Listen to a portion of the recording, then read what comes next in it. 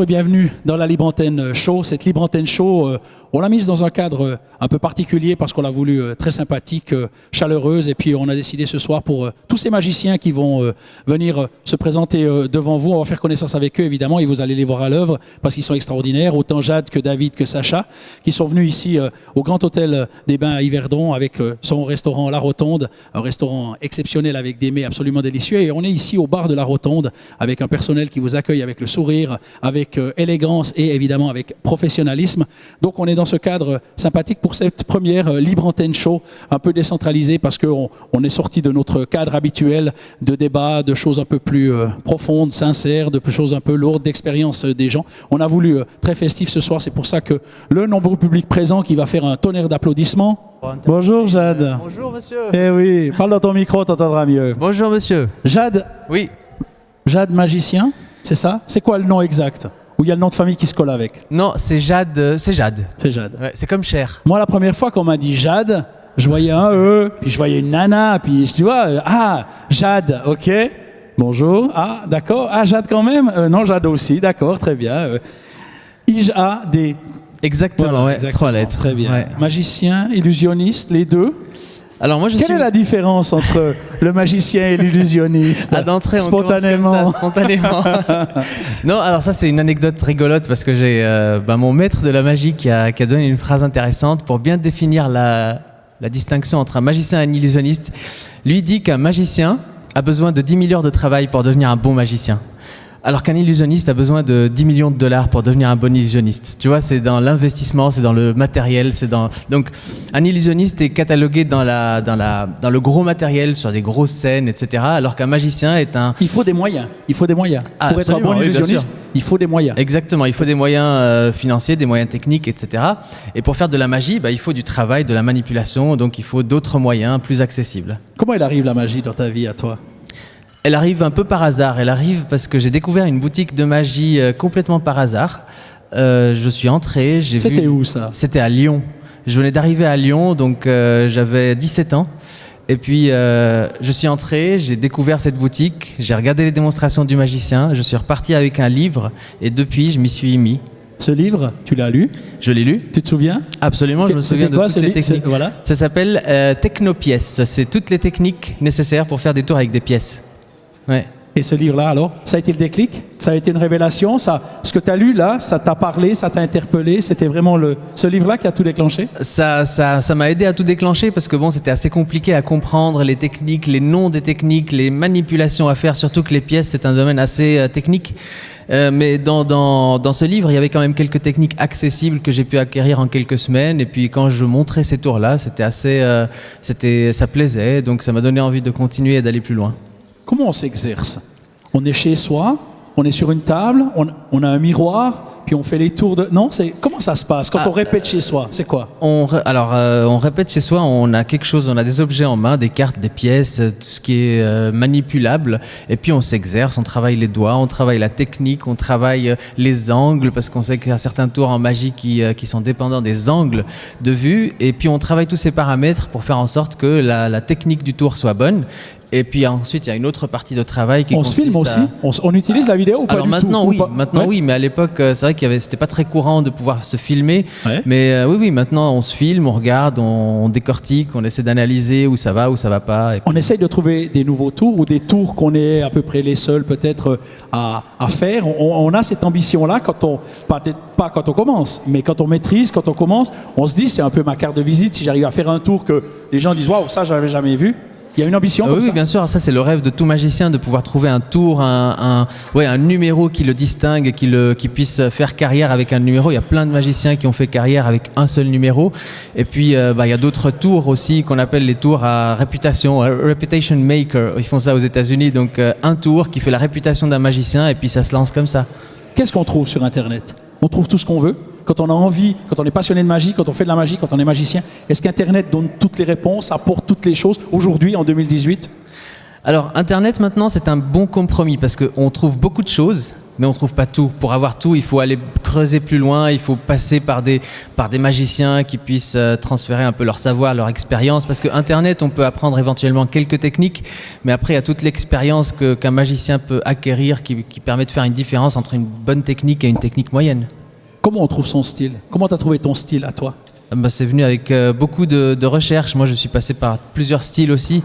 Et j'ai choisi le style où j'étais le plus à l'aise, en fait, tout simplement. Mais je suis passé par plusieurs styles, plusieurs personnages, plusieurs univers différents. Quand on débute sur scène, qu'est-ce qui se passe? Je veux dire, on répète le tour, on le maîtrise, puis on se confronte à un public. C'est forcément toujours bien, tout de suite, le public, le live, le show. Ou bien des fois on galère, ou si on utilise par exemple des moyens techniques, suivant ce qui se passe, on maîtrise peut-être pas tout, et peut-être qu'on est ambitieux, et puis on répète le tour, et puis tout d'un coup on arrive sur scène pendant le show, puis c'est du live, donc voilà, puis tout d'un coup il peut y avoir un truc qui bug par exemple. Ces choses-là, comment on définit un peu les risques qu'on prend, les moyens qu'on utilise et la gestion de tout ça? Alors, par rapport au live, par rapport à se produire devant un public. Alors, pour faire court... Il y a 28 questions dans ma question. Exactement, voilà. Je vais essayer de faire une synthèse. Je vais boire un verre au bar, vas-y, débrouille-toi, réponds-moi. Vas-y, réponds. Ouais, alors je parle à la caméra. Alors oui, pour faire court et répondre à cette question, effectivement, les conditions réelles sont assez compliquées, que ce soit dans tous les domaines, spectacle ou bien n'importe quel domaine. Tout ce qui est live est compliqué, et puis il y a des paramètres qu'on ne peut pas maîtriser toujours, donc on a toujours un risque d'erreur, un risque d'inattention, un risque de louper.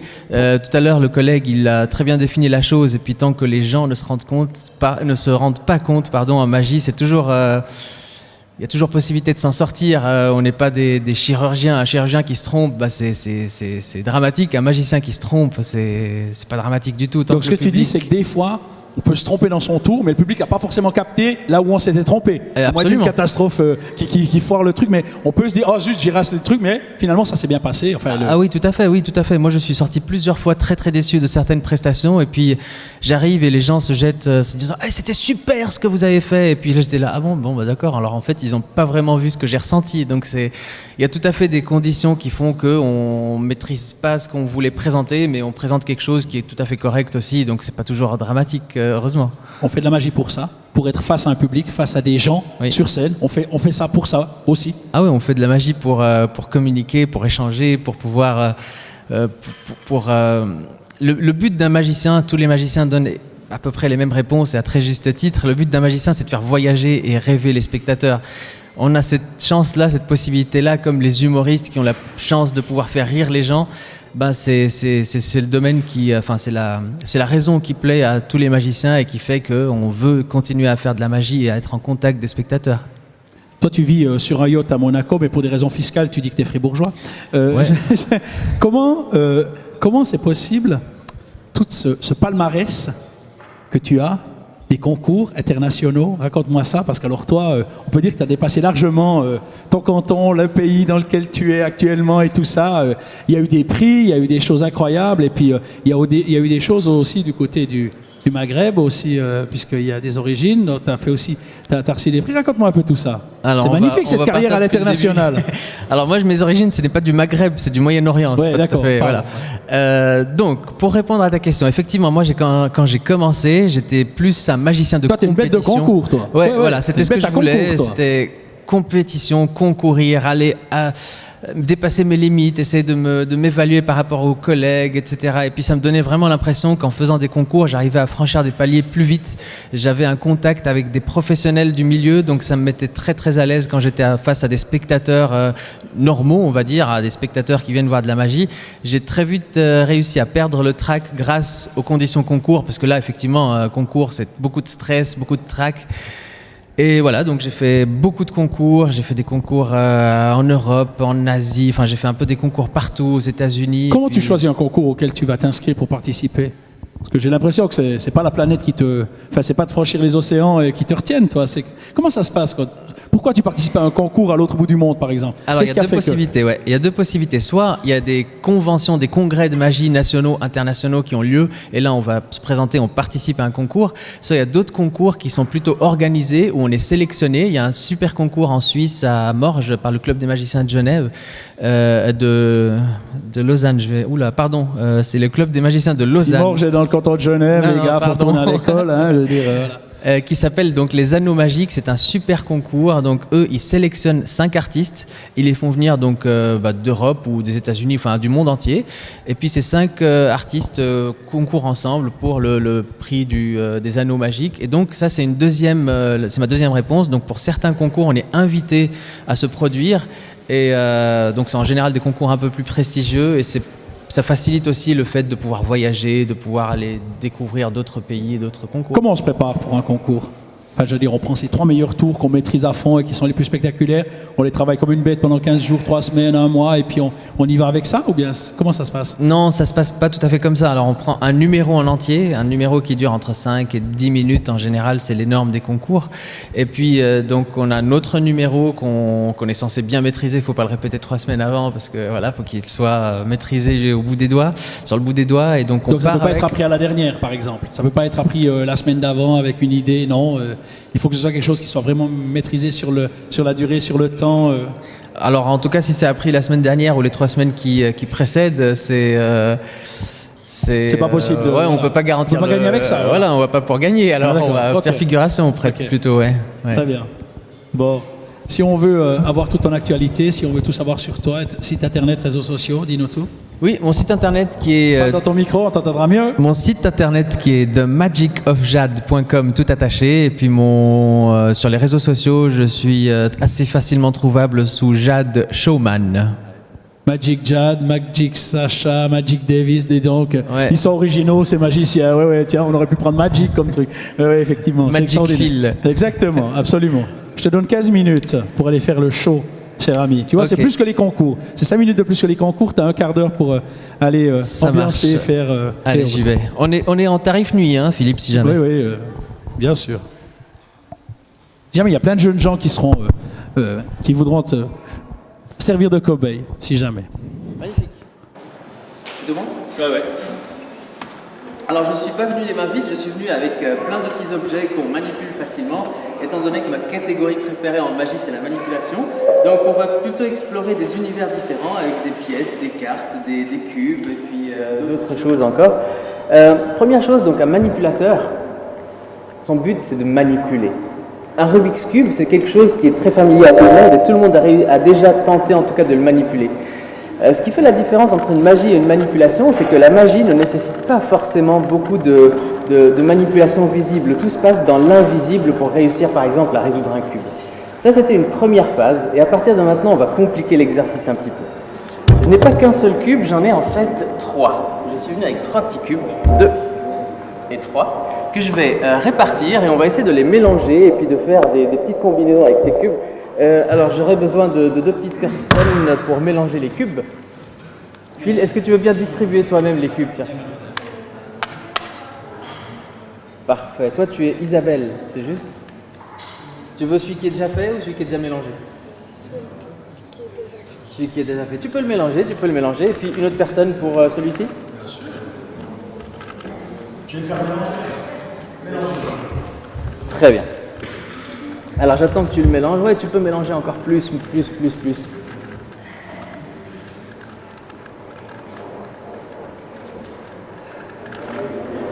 Alors, et puis moi je vais mélanger celui-ci. Et puis tu sais quoi? Tu vas faire comme moi. Tu le mets dans le dos et tu mélanges dans le dos. Comme ça on voit pas les combinaisons qu'on est en train de créer, toi et moi.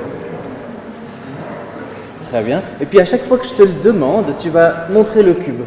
D'accord? Alors si je dis 1, 2, 3, tu peux montrer le cube? Parfait, tu continues à mélanger et puis on attend que l'autre cube arrive. Très bien. Blanc, on a très bien mélangé. Super, merci beaucoup. Comment vous appelez, madame? Virginie, vous avez bien mélangé? C'est très bien, parfait.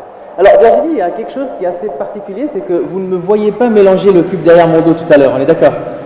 Et vous avez mélangé ce cube-là en faisant une certaine combinaison. C'est plutôt bien mélangé, hein. Et je viens tout juste de prendre connaissance de votre cube. Mais ce qui est rigolo, c'est que si on regarde votre mélange et on compare un peu au mien, on se rend compte qu'il y a déjà une première face qui se ressemble vachement. C'est pas mal, hein? Attendez, je vais vous montrer la deuxième face parce que plus on voit, plus ça devient étrange parce que la deuxième face est également identique. Ouais, vous pouvez voir de plus près. Oui. Ouais. La troisième face également est assez identique, vous le confirmez? C'est parfaitement identique. La quatrième face, la face du bas Oui. et la face du haut. Ouais. C'est pas mal, non? Ouais, c'est Alors, pour ne pas vous laisser repartir comme ça, je vais vous montrer une façon très rapide de résoudre la combinaison que vous venez de faire. Et pour compliquer un peu la tâche, je vais le faire dans le dos. Comme quand j'ai mélangé mes cartes tout à l'heure. Donc, quand j'ai mélangé mes cubes tout à l'heure, dans le dos. Vous serez la seule, enfin avec les caméras, à voir ce qui se passe. Regardez. Je retiens juste la petite combinaison que vous venez de faire. Très bien, c'est parti. Alors, laissez-moi 10 secondes. Si on dit 10, 9, 8, 7, 6, 5, 4, 3, je pense que j'y suis presque. 2, 1, 0. On y est. Merci Virginie. Alors, ça c'était une première étape. Et la deuxième étape, donc pour explorer d'autres objets, donc j'ai des pièces, j'ai des cartes, et puis j'aurais encore besoin d'une personne. Une personne courageuse, forte. Ouais, on va dire courageuse et forte. Super. Parfait. Bonjour, votre prénom? Francesco. Francesco, venez vous mettre à côté de moi, Francesco. Je vous fais de la place. Alors, Francesco, j'ai pris 2 tas. Donc j'ai un tas bleu et un tas rouge. Et ils ont exactement les mêmes dessins. Donc c'est des significations assez rigolotes, vous allez voir. Donc là, par exemple, j'ai une fleur bleue, j'ai un cœur bleu, j'ai une espèce de vague bleue, j'ai un smiley bleu, et puis j'ai une maison bleue. Et puis de l'autre côté, j'ai exactement les mêmes dessins, mais cette fois-ci, ils sont en rouge. Donc j'ai la fleur rouge, j'ai le cœur rouge, j'ai les vagues rouges, j'ai le smiley rouge et j'ai la maison rouge. Vous êtes habillé en bleu, je vais vous donner les cartes bleues. Alors, sans regarder les faces, on va faire un peu de hasard. Vous pouvez vous mélangez dans l'ordre que vous voulez. Mélangez les cartes. Et puis moi, je vais mélanger celle-ci comme ça dans face visible. Vous mélangez comme ceci. Très bien. Puis ensuite, je vais étaler ces cartes et les répartir sur le tapis de façon pas tout à fait aléatoire. Je vais mettre la maison ici. Je vais mettre la fleur juste à côté de la maison. Je vais mettre la vague juste devant la maison. Je vais mettre le cœur en plein milieu. Et je mets le smiley juste là sur la gauche. Vous avez bien mélangé? D'accord. Très bien. Alors vous allez me donner n'importe quelle carte face en bas, on ne la regarde pas. On la regarde pas? Ouais, très bien. Est-ce que celle-là, vous voulez que je la mette sur la vague, sur le cœur, sur la maison, sur la rose ou bien sur le smiley? Ici. Sur la fleur? Oui. Très bien, j'allais juste à côté. Celle-là, elle va où? Montrez-moi. Ici. Sur le cœur. Très bien. Ici. Ok, très bien, vous mettez vous-même, c'est parfait. Très bien. Ok. À partir de maintenant, je vais vous donner la possibilité, si vous le souhaitez, de changer d'avis sur ces cartes ou bien pas. C'est vous qui voyez. Oui, d'accord. Vous voulez changer d'avis. Vous prenez le cœur, vous le mettez à la fleur. Ok, c'est bon? Oui. Est-ce que vous voulez encore changer quelque chose? Là, c'est bon. Là, ça vous convient. Ouais. C'est marrant, c'est étrange parce que vous avez changé ces deux-là et c'est exactement l'intuition que je voulais que vous ayez. Parce que vous avez placé sur ma fleur rouge votre fleur bleue. Et du coup, quand vous avez pris le cœur et vous l'avez mis là, il n'était pas tout à fait au bon endroit parce que maintenant, je pense que le cœur bleu est juste à côté du cœur rouge. Est-ce que vous voulez changer quelque chose encore sur les 3 ici ou on laisse comme ça? Oui. Ah là, je pense qu'il commence à avoir le bon fil. Oh, c'est pas mal ça. Donc celle-là, on ne touche pas. Non. Et vous avez bien raison parce que sous le smiley rouge, j'avais un smiley bleu. Et est-ce que vous voulez qu'on les change ou on laisse comme ça? Non, on peut les laisser. On peut les laisser comme ça, c'est votre dernier mot. Alors regardez, je prends les 2 cartes. J'ai la vague rouge avec la vague bleue, la maison rouge avec la maison bleue. Merci pour votre combinaison, c'était très bien. Merci.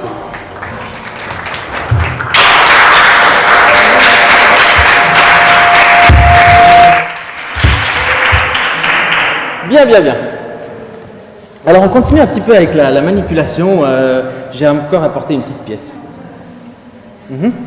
Et donc en magie, la manipulation, c'est un pilier. Donc on commence toujours par faire de la manipulation pour apprendre des tours. Par exemple, là, un des premiers tours que j'ai appris avec ce livre Technopièces, c'est comment faire disparaître une pièce sans les manches. Parce que ça, on dit toujours que les pièces, ça va dans les manches des magiciens. Là, c'est pas tout à fait le cas. Le but, c'est qu'à chaque fois que la pièce va toucher le marqueur, la pièce disparaît. 1, 2, 3. Et elle disparaît vraiment. Et ce qui est rigolo, c'est qu'elle arrive à réapparaître dans le bouchon du marqueur alors que physiquement c'est impossible, elle est beaucoup plus petite. On va essayer de le recommencer une deuxième fois et puis là on essaiera de voir si on peut pousser la chose un peu plus loin. Je prends la pièce de nouveau et le principe c'est de la faire disparaître à chaque fois qu'elle touche le marqueur. C'est parti, je me mets face caméra. 1, 2, 3. Et elle disparaît complètement. Et ce qui est rigolo, c'est qu'elle arrive dans le bouchon, je la lance en l'air et elle réapparaît sur la table, juste ici où elle était au départ. Quand je fais en général ce genre de numéro, donc c'est un mélange de manipulation et de détournement d'attention. Maintenant que vous connaissez à comprendre, si je prends la pièce et je la mets dans la poche, où est-ce qu'elle est? Pas dans la poche, effectivement, elle reste dans la main, parce que dans la poche, j'avais une autre pièce qui est beaucoup plus grande, et c'est là-dessus qu'on va arrêter ce tour. Merci beaucoup.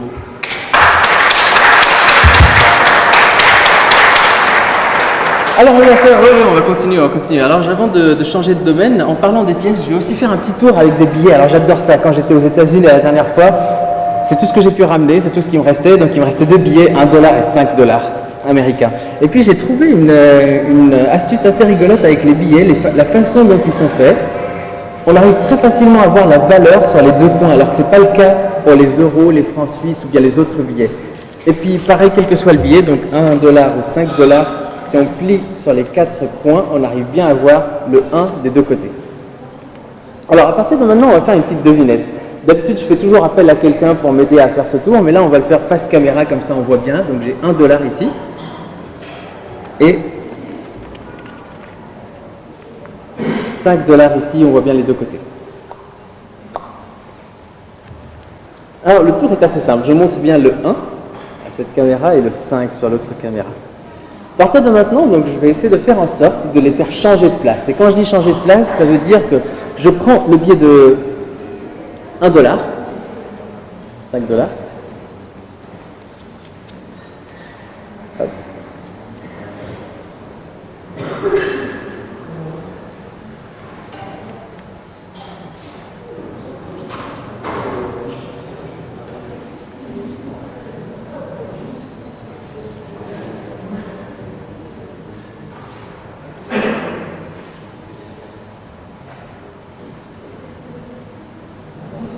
C'est exactement ce que je voulais dire par le changement de place de billet. Le billet de 5 se retrouve dans la main gauche et le billet de 1 dans la main droite. Allez, changeons un peu de registre, passons à autre chose parce que les billets et les pièces c'est bien sympa, mais tout le monde sait que la discipline préférée des magiciens, surtout ceux qui font de la manipulation, c'est les cartes. Alors faisons un petit tour avec... J'aurais besoin d'une personne, cher Phil.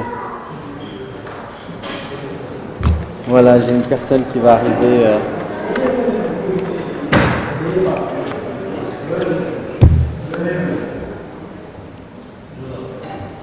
Bonsoir. Vous avez l'air effrayé, mais rassurez-vous, ça va. Il est très gentil. Ouais, je suis très gentil. Bonsoir. Comment vous appelez? Sonia. Sonia, moi c'est Jade. Enchantée. Enchanté aussi. Alors Sonia, vous voyez ici j'ai un jeu de cartes. Et dans les jeux de cartes, il y a 52 cartes plus les jokers habituellement. Mes jokers, je les ai enlevés. Donc il ne reste plus que 52 cartes là-dedans. Est-ce que vous avez une carte préférée dans le jeu? Pas spécialement. Alors si vous devez en désigner une carte préférée, ça serait quoi? 2 cœurs. 2 cœurs. 2 de cœur? Oui. 2 de cœur. Vous êtes d'accord? Le jeu est encore dans la boîte, je n'ai pas touché le paquet. Et ce qui est rigolo, c'est que dans ce jeu, bien sûr, il y a le 2 de cœur. Oui. Est-ce que vous voulez changer d'avis ou on garde le 2 de cœur? Non, parce que ce qui est rigolo, c'est que si j'ouvre le jeu, je ne mélange absolument pas les cartes. Et là, juste au-dessus, je savais que j'allais tomber sur quelqu'un comme vous parce que j'ai placé le 2 de cœur en toute première position de mon paquet. Oui, c'est assez rigolo. Ah, ça vous intrigue, hein? Alors attendez, on va retenter l'expérience de nouveau. Est-ce que vous avez une carte préférée? Vous m'avez dit non, mais vous avez choisi le 2 de cœur. Laissez-moi mélanger un petit peu et pensez à une autre carte en attendant. Vous l'avez? Alors, juste là par terre, il y a une petite carte, vous la voyez? Une carte rouge? Ouais. Ouais, très bien. Ça, c'est une carte importante pour la suite. Je vous dirai tout à l'heure pourquoi. Ok. Quelle est la carte à laquelle vous pensez maintenant?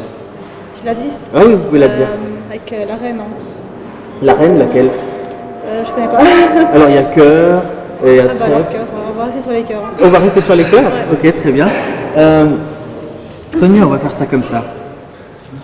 Est-ce que vous avez un numéro que vous aimez bien ou pas forcément? Oui. C'est combien? Sur une échelle de combien? Je sais pas, 1 à 10, vous prendriez quoi? 5. 5? Moi, mon numéro préféré, c'est le 6. Donc, vous, c'est le 5, hein, vous avez dit.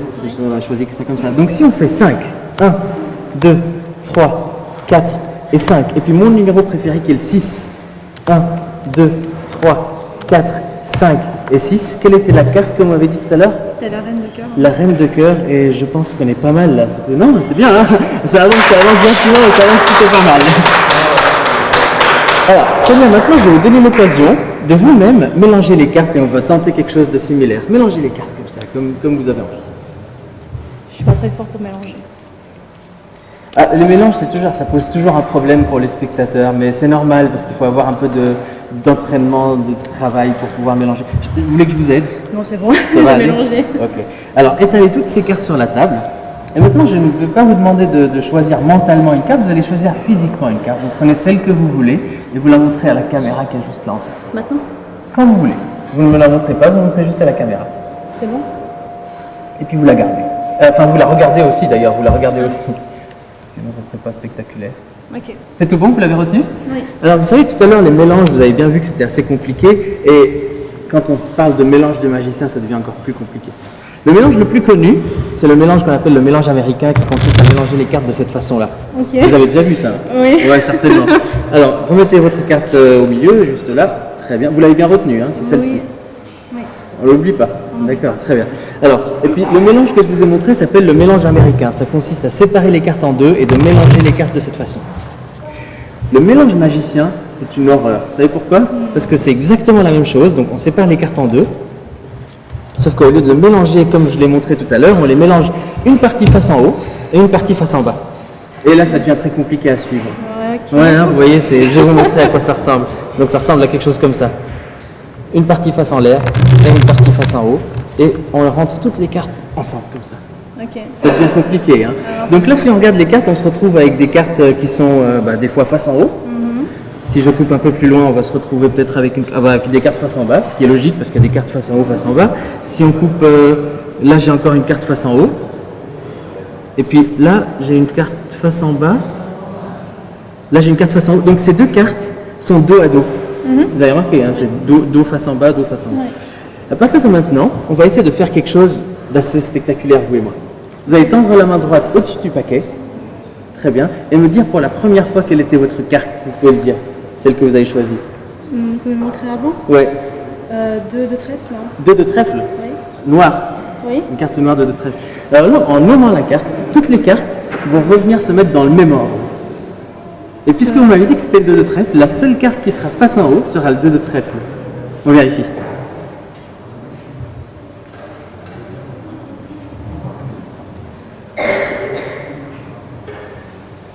Tirararam.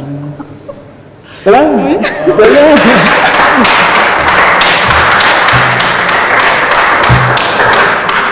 Allez, on se fait pas un dernier là? Ok. Ouais. Alors j'ai aussi des cartes dans ma poche. Donc je vous ai dit tout à l'heure quand j'ai commencé le tour que j'avais des cartes, des jokers, et j'ai enlevé les jokers, je les ai laissés dans ma poche et ils sont tous les deux ici. Et les jokers sont connus pour remplacer n'importe quelle carte manquante du paquet. Oui. Alors, est-ce que vous voulez garder le 2 de trèfle? Est-ce que vous voulez prendre une carte comme ça? Enfin, vous voulez faire un choix de carte nouvelle ou bien on prend une carte déjà existante? Nouvelle. Nouvelle, alors. Bon, je vais vous mélanger les cartes un petit peu comme ça. Très bien. Je mets les 2 jokers de côté. Je vous étale les cartes et vous prenez celle que vous voulez. Je la montre aussi ou bien? Vous pouvez la montrer aussi, ouais.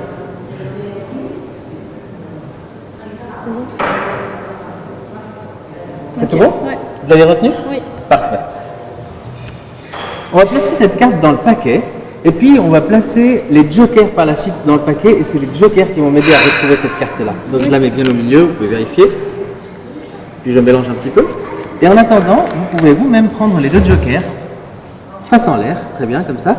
Quand je défile les cartes, de cette façon, vous les mettez tous les deux ensemble face en l'air dans le paquet. N'importe quel moment. À n'importe quel moment. Et je vais aller à cette vitesse-là, comme ça vous laisse la possibilité de pouvoir doser. Ok. Ça ira à cette vitesse-là. Ok, ouais. C'est bon? Oui.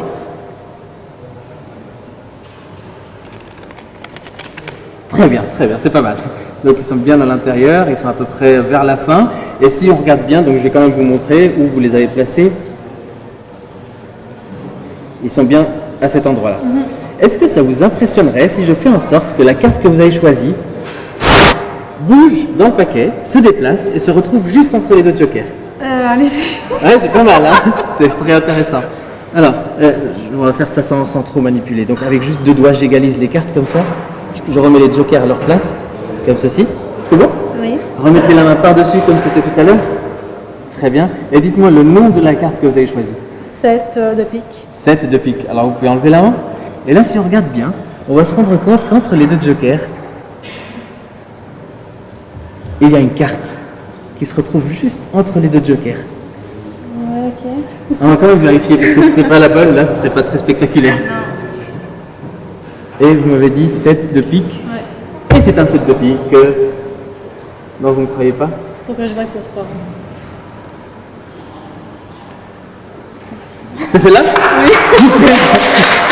En fait, alors, juste précision, c'est un set de carreaux. Des carreaux. Oui, c'est de carreaux, c'est de carreaux. Mais c'est pas grave, c'est pas grave.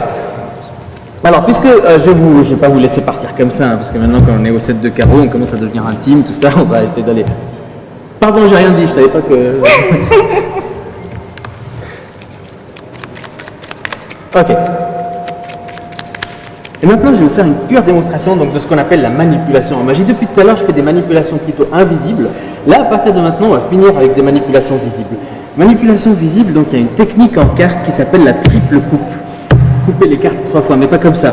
Ça, c'est pas très spectaculaire. Triple coupe, ça ressemble à ça. 1, 2, 3.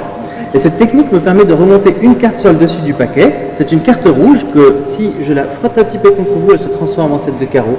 C'est vrai, c'est technique manipulation. Ça va? Oui. Ok, on continue. Alors, je replace le set de carreaux juste au milieu du paquet. On va refaire la triple coupe comme tout à l'heure. 1, 2, 3. Cette fois-ci, je vais couper les cartes en deux, juste comme ça. Je recoupe en deux et normalement, la carte qui va partir, hop, j'arrive juste à la rattraper. C'est aussi le set de carreaux. Oui. Alors, on va faire le final spectaculaire ensemble. Vous croyez que c'est toujours un set de carreaux? Oui. Ah, elle me fait confiance, c'est bien. En fait, effectivement, c'était bien un set de carreaux. Je vais vous demander de m'aider pour la suite. Donc, vous allez vous-même mettre le set de carreaux à l'intérieur de ce paquet. Donc, vous la poussez vous-même.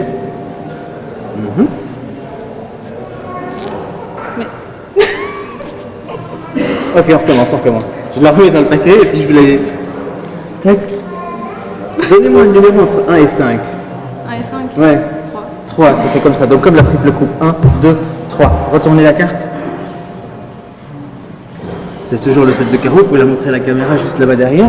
Et puis maintenant, on va faire le final. Est-ce que vous pouvez juste confirmer, j'enlève ce qu'il y a dans ma poche ici, que je n'ai rien dans cette poche? Vérifiez. Il n'y a rien. Est-ce que ça vous impressionne si le set de carreaux disparaît et apparaît dans cette poche que vous venez de Quand même, contrôler? quand même. Ouais, c'est pas mal. Hein. Oui. Alors, on va essayer, on va tenter. Donc d'abord, pour le faire disparaître, il faudrait que je fasse en sorte de le faire partir.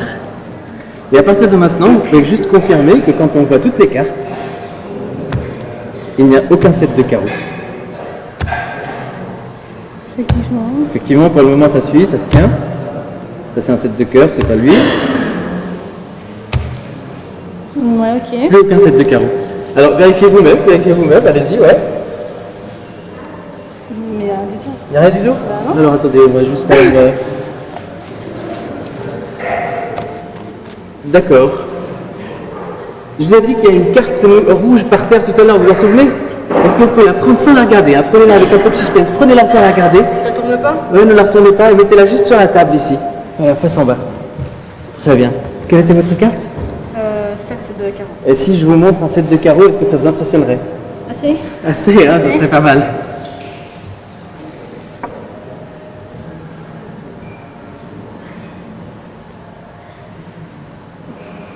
Non, faut pas applaudir tout de suite. Elle est intriguée. Elle est intriguée parce qu'en fait, je lui ai montré une carte où il y a toutes les autres cartes. C'est une carte avec toutes les cartes. Mais si on zoome bien sur cette carte, il y a une carte qui manque quand même sur cette carte. Zoome bien à l'intérieur et tu vas voir que la seule carte qui manque, elle est juste ici, entre le 6 et le 8 de carreau, c'est le 7 de carreau. On est d'accord, hein? C'est le 7 de carreau qu'elle a choisi, on peut voir ici, là aussi.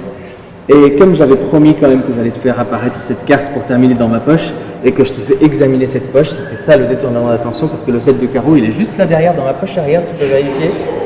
Tu peux la prendre, tu peux montrer à la caméra, et je te remercie pour ta participation. Merci beaucoup. Ouais, je t'en prie. Mais c'était un plaisir. Bravo Jade. Merci. Avec plaisir. On termine avec toi et en même temps, je vais finir là-bas.